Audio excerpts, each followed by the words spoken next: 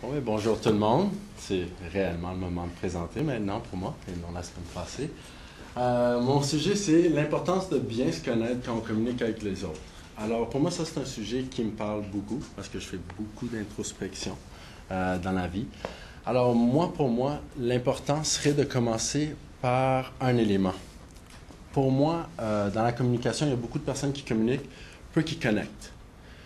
Pour moi, dans la vie, ce que j'avais appris d'un dénommé John C. Maxwell, qui a écrit un livre qui dit « Beaucoup de personnes communiquent, peu connectent », c'est qu'il y avait 4 barrières à la communication. C'est important de prendre conscience de ces éléments-là qui émanent de nous. Les 4 barrières sont l'arrogance, l'indifférence, la supposition et le contrôle. Donc, comme énuméré là, on a l'arrogance qui est « je ne veux pas savoir ce que les autres savent, sentent et pensent ». L'indifférence, c'est que je n'ai pas besoin de savoir, dans le fond, ce que les autres savent, sentent ou pensent. Supposition, c'est que je le sais déjà, ce que les autres sentent, veulent ou pensent.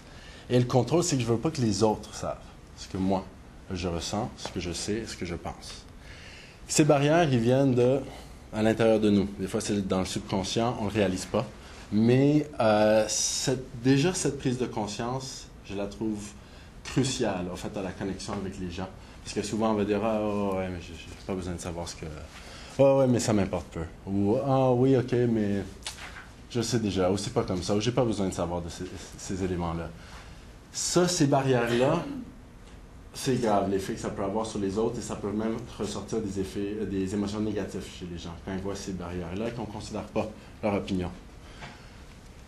L'importance, dans le fond, de bien se connaître, comme je dis là, c'est que quand on a une meilleure compréhension de nous-mêmes, on comprend jusqu'à quel point on est unique comme personne, à quel point tous nos éléments font en sorte qu'on est qui on est et qui définissent un peu la manière qu'on va interagir avec les autres.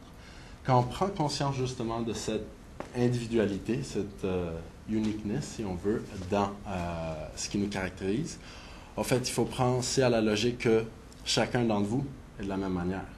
Chacun d'entre vous a le même niveau, dans le fond, de distinction qu'on peut avoir envers les autres. Donc, cette importance-là, une fois qu'on peut la prendre vers nous-mêmes, on la comprend vers les autres, et là, on peut avoir des connexions à être curieux, justement. Avoir un esprit un peu plus ouvert, parce que, justement, on réalise à quel point nous, on est complexe, à quel point nous, il y a tellement d'éléments qui nous définissent, et que c'est la même chose pour les autres. À ce point-là, sur ce point-là, c'est là où on se ressemble. Beaucoup, beaucoup, beaucoup. Donc, ce qui m'amène à, justement, cette mise en situation. Mais mettons-nous dans la position inverse. Imaginez que quelqu'un vous dise « Ah oui, je sais ce que vous pensez, ou vous savez, ou vous sentez. Ah oui, je sais ce que vous pensez. » Pensons 2 secondes. Est-ce que c'est possible ou même logique? Pensez à 2 secondes tous les éléments, dans le fond, qui définissent la manière que vous vous sentez, dans le fond, les choses qui influencent votre expérience dans la situation présente. J'ai énuméré là l'enfance, classe sociale, l'éducation. C'est des choses qui influencent, dans le fond, la manière qu'on est. Notre vie privée, la famille, nos amis, la manière qu'on interagit avec eux.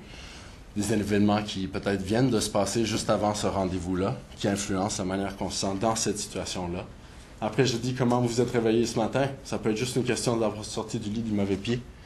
Est-ce que vous avez mangé? Est-ce que vous avez le ventre vide? Tellement d'éléments peuvent rentrer en ligne de compte quand vous êtes en communication avec quelqu'un qui peut définir un peu votre impatience peut-être face à quelques trucs et puis peuvent faire sortir beaucoup de barrières parfois.